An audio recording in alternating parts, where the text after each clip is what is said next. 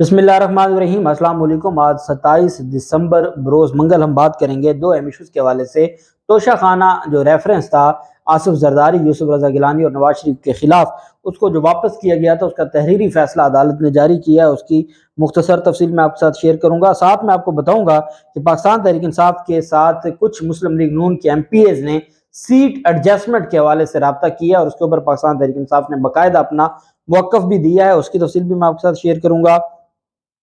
साथ हम बात करेंगे एतजाज अहसन साहब की जानिब से गवर्नर पंजाब के हुक्म को और जो नोटिफिकेशन था उसको गैर आइनी करार दिया गया है। पंजाब की सूरत हाल और जो कुछ वफाक में और दहशतगर्दी की जो एक नई लहर आई है, इस पर भी एतजाज अहसन साहब ने खुलकर PDM हुकूमत की मुखालफत की है। उसकी तफसील भी मैं आपके साथ शेयर करूँगा। पहले मैं आपको बताता चलूँ कि हमारे मुल्क में जो ये 8 माह में जितना नुकसान हुआ है और जो मुख्तलिफ इंडस्ट्री बंद हो रही है, फैसलाबाद में जो इंडस्ट्री है वो बंद हो रही है। टोयोटा के बाद पाक सुजुकी मोटर्स का भी 2 से 6 जनवरी तक प्लांट बंद करने का ऐलान है और उन्होंने भी ऐलान कर दिया है। जो और कई ऐसी नई इंडस्ट्रीज़ थी जो पिछले साल लगी थी। इमरान खान ने एतमाद पैदा किया था बैरून मुल्क दुनिया जो बांग्लादेश चली गई थी, जो मुख्तलिफ ममालिक में पाकिस्तानी चले गए थे जो वहाँ इन्वेस्ट करते थे, इमरान खान ने उनको एतमाद दिया, पाकिस्तान लेकर आए और पाकिस्तान में इंडस्ट्री दोबारा अपने पाँव पर खड़ी हो गई थी। और लेकिन इस इम्पोर्टेड रजीम चेंज ऑपरेशन के समरात देखें कि इन्होंने पाकिस्तान को इतना नुकसान पहुंचाया है कि आज जो इंडस्ट्रीज़ लगी थी वो भी बंद हो रही हैं। अब आप अंदाज़ा लगाएं कि जो सर्दियों में जिनकी हालत ये है कि गैस तो है नहीं ना, सर्दियों में जिन लोगों ने बिजली की लोड शेडिंग शुरू कर दी है वो मुल्क क्या खाक चलाएंगे। और IMF ने इनको नो बोल दिया है और IMF की जानिब से ये कहा गया है बाकायदा, और ये शबर जैदी साहब की जानिब से भी कहा गया और भी बड़े लोगों ने कहा है कि IMF ने कहा है कि हम आपके साथ मुज़ाकरात नहीं करेंगे, हम निगरान जो हुकूमत आएगी इलेक्शन से पहले, जो निगरान हुकूमत आती है, हम उनके साथ बात कर लेंगे, आपके साथ बात नहीं करेंगे। और मिफ्ता इस्माइल की जानिब से भी ये बात तस्लीम की गई कि इमरान खान ने 3 साल IMF के साथ मामलात को बेहतर तरीके से चलाया, अब IMF हमारी बात सुनने को तैयार नहीं है। फिर बता दें कि कौन नालायक था और कौन लायक था, कौन अच्छा मुंतजिम था और कौन सिर्फ जिसको जो सिर्फ और सिर्फ बातें करने की हद तक की था, जो बूट पॉलिश तो अच्छे कर सकता था, इसके अलावा उसकी और कोई उनकी काबिलियत नहीं थी। ये बिलावल जरदारी हैं, मरियम नवाज हैं, नवाज शरीफ हैं, फजल रहमान हैं, और इनकी सिवाय चोरी और बूट पॉलिश के और इनके पास कोई ऐसी खासियत काबिलियत है ही नहीं सिरे से कि कहा जाए कि इनके पास कोई चीज़ है। ये सिर्फ और सिर्फ एक तमाशा है और हमारे मुल्क में ये तमाशा जारी है। जबकि वो सदर जिसको उनकी जमात की CWC ने ओहदे से हटा दिया था, चौधरी शुजात को, और जो जनरल सेक्रेटरी हैं तारिक बशीर चीमा को, उन्होंने अब चौधरी सालेक हुसैन को भी सीनियर नायब सदर बना दिया है काफ लीग का। और ये नायब सदर से ऊपर इनको ले गया, नायब सदर परवेज इलाहिया उससे सीनियर नायब सदर बना दिया गया और उसकी तकर्री का नोटिफिकेशन भी जारी कर दिया गया है। उसकी वजह यह है कि अब मोनस इलाही और परवेज इलाही को इन्होंने फारिग कर दिया है और कामिल अली आगा को जो इन्होंने अपनी जमात से निकाल दिया है, उनकी बुनियादी रुकनीत तक ख़त्म कर दी है। तो ये किसी हद तक भी जा सकते हैं और इनसे कोई भलाई की उम्मीद भी नहीं है। जबकि दूसरी जानिब नवाज जरदारी और गिलानी के खिलाफ जो तोशा खाना केस था, तोशा खाना के बारे में ये बड़ी चीखो पुकार करते हैं। कल भी इस्लामाबाद हाई कोर्ट में एक दरख्वास्त दायर की गई थी कि इंफॉर्मेशन कमीशन की जानिब से कहा गया है कि 1947 से लेके आज तक जितना भी तोशा खाना का रिकॉर्ड है वो दिया जाए, किसने कितने गिफ्ट लिए। और जो वफाकी हुकूमत है वो इंफॉर्मेशन कमीशन की जो इस्तदा है या ऑर्डर है, इंफॉर्मेशन कमीशन का ऑर्डर था, अहकामात को नहीं मान रही थी, तो उस पर इस्लामाबाद हाई कोर्ट गए। इस्लामाबाद हाई कोर्ट में जज साहब ने 1 महीने का टाइम दे दिया कि जी 1 महीने तक आप जो आपके पास मालूमात या दस्तावेजात है वो जमा करवाएं, और वफाकी हुकूमत जमा नहीं करवाना चाहती। और इमरान खान के खिलाफ इनके पास एक ही केस है, और वो केस क्या है? वो केस है जी कि इमरान खान ने घड़ी चोरी की है और घड़ी बेच दी है। अच्छा, चोरी का भी नहीं, इल्ज़ाम ये है कि इमरान खान ने तो कानूनी तौर पर ली है, वो तो ये कह नहीं सकते कि इमरान खान ने को गैर कानूनी ली है, लेकिन उसको बेचा क्यों है? और उसमें ये तस्वीर बनी हुई थी, वो इतनी मुकद्दस थी, उससे हमारे दोस्त ममालिक नाराज हो गए। और जिन दोस्त ममालिक की गाड़ियां इन्होंने तोशा खाना में जमा नहीं करवाई और जो नैब का रेफरेंस था अरबों रुपए का शरीफ खानदान, जरदारी खानदान और गिलानी खानदान के खिलाफ, وہ سب جائز تھا، اور اس پر اب وہ جو ریفرنس ہے وہ واپس کر دیا ہے۔ احتساب عدالت نے فیصلے میں کہا کہ وکلا نے دلائل میں کہا کہ نیب آرڈیننس کے تحت 500 ملین سے کم مالیت کے مقدمات احتساب عدالت کا دائرہ اختیار نہیں بنتا۔ عدالت نے کہا کہ تفصیلی فیصلے میں کہ سیکشن 5O کے تحت صرف 500 ملین روپے یا اس سے زائد کے مقدمات ہی احتساب عدالت کے دائرہ اختیار میں آتے ہیں،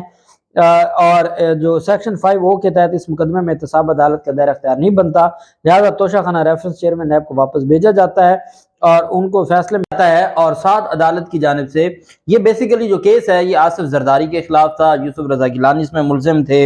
اور یوسف رضا گیلانی کے علاوہ نواز شریف اس میں نامزد تھے، نواز شریف اشتہاری تھے، اور یہ وہ کیس ہے جس میں پھر نواز شریف کی جو جائیداد تھی وہ ضبط کر لی گئی تھی اور نیلامی کا جو معاملہ تھا وہ شروع ہو گیا تھا، اور اس میں اومنی گروپ والے جو خواجہ برادران ہیں ان کا بھی کردار تھا۔ اس میں انہوں نے چوری یہ کی تھی کہ قیمتی گاڑیاں جو اربوں روپے کی قیمتی گاڑیاں تھیں جو توشہ خانہ سے انہوں نے چرائی تھی، 15% روپے انہوں نے اس کی قیمت ادا کی کاغذی طور پر، اور وہ قیمت کس نے ادا کی؟ اومنی گروپ کے جعلی اکاؤنٹ سے پیسے ہے۔ بیسیکلی یہ زرداری کا گفٹ تھا اپنے لیے بھی اور ساتھ جو نواز شریف کے لیے بھی، اور ادائیگی ہوئی ہے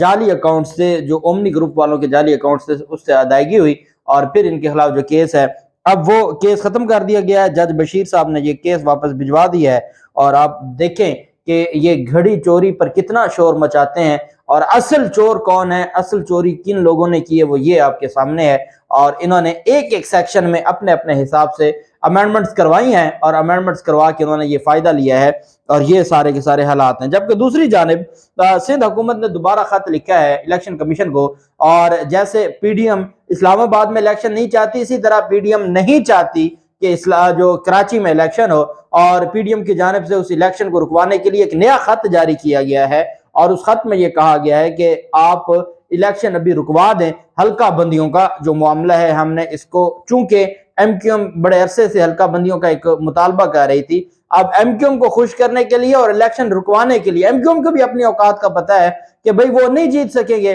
پاکستان تحریک انصاف کلین سویپ کرے گی کراچی سے اور حیدرآباد سے، تو ایم کیو ایم بھی نہیں چاہتی کہ الیکشن ہو۔ نون لیگ نے ان کو سمجھایا کہ آپ کیا کبھی کہتے ہیں جی ہمارے پاس سیکیورٹی نہیں ہے، کبھی کچھ کہتے ہیں کبھی کچھ کہتے ہیں، ہم آپ کو طریقہ بتاتے ہیں، ہم نے یونین کونسلز کی تعداد بڑھائی ہے، 101 125 کی ہے، ساتھ ہی ہم نے قانون بنا دیا، قانون میں ترمیم کر دی، آدھے گھنٹے میں سینٹ کے اجلاس بلایا ہے، اسلام آباد ہائی کورٹ میں معاملات تھے اور وہ ہم نے الیکشن رکوا دیا ہے،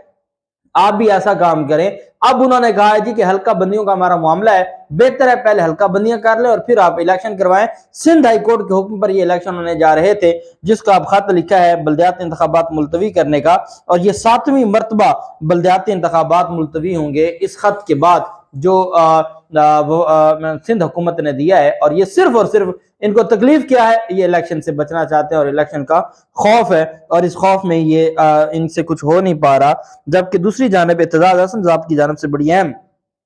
تفصیلات دی گئی ہیں۔ اعتزاز احسن صاحب کا یہ ماننا ہے کہ جو گورنر پنجاب کا حکم تھا پرویز الہی کو ڈی نوٹیفائی کرنے کا، وہ غیر آئینی تھا، اس کی آئین میں کوئی گنجائش ہی موجود نہیں ہے، اور وہ دباؤ میں لیا گیا ایک نوٹیفیکیشن ہے، اس کی کوئی قانونی حیثیت نہیں ہے۔ انہوں نے کہا کہ عمران خان اگر لانگ مارچ کے اختتام پر یہ اسمبلیاں توڑ دیتے تو معاملات کچھ اور ہوتے۔ اب یہ اعتزاز احسن صاحب کی ایک رائے تو ہو سکتی ہے، آپ جانتے ہیں کہ عمران خان کے ساتھ اتحادی ہیں، ان کی رضامندی کے بغیر عمران خان کوئی قدم نہیں اٹھا سکتے۔ اس وقت پوری پی ڈی ایم ان 10 لوگوں کو خریدنے کے لیے تیار بیٹھی ہے، تمام جو طاقتور حلقے ہیں وہ ان کے ساتھ ہیں، اور وہ چاہتے ہیں کہ وہ پی ڈی ایم کے وزیر اعلیٰ بن جائیں اور وہ نون لیگ کے ساتھ مل جائیں، لیکن عمران خان نے اپنے معاملات کو بھی دیکھنا ہوتا ہے، وہ اس وقت اسمبلیاں تحلیل کریں گے جب ان کے اتحادی راضی ہوں گے۔ بڑے طریقے کے ساتھ بڑے معاملات کرتے ہوئے عمران خان اس مقام تک پہنچے ہیں کہ وہ ان کو راضی کرنے کے لیے اور ان کے جو معاملات ہیں ان کو مینج کرنے کے لیے وہ اپنی جو ان کی کوشش تھی وہ جاری تھی۔ لیکن اب چونکہ ان کی اپنی ایک رائے ہے اعتزاز احسن صاحب کی، وہ کہتے ہیں کہ عمران خان نے اسمبلیاں تحلیل کرنے کے حوالے سے ان کو ٹائم دیا، جس کی وجہ سے انہوں نے آگے اگلا کام کیا۔ انہوں نے اگلا کام ہر حال میں کرنا تھا، وہ بھلے 1 مہینے ہو جاتا، وہ بھلے 2 مہینے ہو جاتا، یہ اگلے کام کے لیے پہلے ہی تیار تھے، اور یہ کسی حد تک بھی جا سکتے ہیں۔ یہ نہیں چاہتے کہ اسمبلیاں پورا تحلیل ہوں، یہ چاہتے ہیں کہ اسمبلیاں بھلے 1 سال کے لیے مزید جو ایمرجنسی نافذ کر دی جائے، اور اسمبلیوں میں تو ایک دن قوم کو اربوں روپے کا پڑ رہا ہے، اور یہ جو ایک دن گزارتی ہے یہ امپورٹڈ حکومت یہ اربوں روپے چرا رہی ہے، ریاست کا انہوں نے بیڑا غرق کر دیا ہے، ملک کو اتنا نقصان پہنچایا ہے، مہنگائی کی وجہ سے لوگوں کا انہوں نے جینا حرام کر دیا ہے، اور اس وجہ سے وہ پہلے ہی تیار تھے۔ اور یہ تو میرے خیال میں تو ایک بڑا معصومانہ سی ایک بات ہوگی کہ اگر پہلے اسمبلیاں تحلیل کر دیتے تو شاید کچھ اور ہوتا، اور اب دیر سے اسمبلیاں تحلیل کی ہیں تو اس کا یہ ہوگا۔ میں نہیں سمجھتا کہ اس میں کچھ ایسا ہونا تھا، یہ ان کی پلاننگ پہلے سے تھی، اور یہ بہت بڑی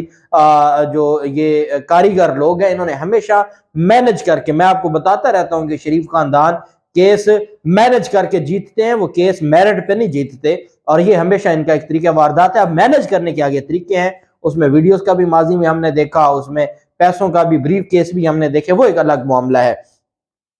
پاکستان تحریک انصاف اور زمان پارک سے ایک بڑی خبر سامنے آئی ہے۔ فواد چودھری نے ایک پریس کانفرنس کی ہے۔ فواد چودھری کا اپنی پریس کانفرنس میں یہ بڑا دعویٰ ہے جس کو ابھی تک مسلم لیگ نون تردید نہیں کر پائی کہ کئی MPs, Fawad Chaudhry نے لفظ استعمال کیا ہے درجنوں MPs Noon League کے، وہ ہمارے پاس آ کے ملاقاتیں کر رہے ہیں اور ہمارے ساتھ سیٹ ایڈجسٹمنٹ کرنا چاہتے ہیں۔ انہوں نے کہا کہ نون لیگ کے کئی ایم پی ایز ہمارے ساتھ ایڈجسٹمنٹ کرنا چاہتے ہیں ان حلقوں میں جہاں تحریک انصاف یا کاف لیگ کے ارکان نہیں ہے، اس وقت جو سٹنگ ارکان نہیں ہے، اور وہاں پاکستان مسلم لیگ نون کے لوگ جیتے ہوئے ہیں، وہ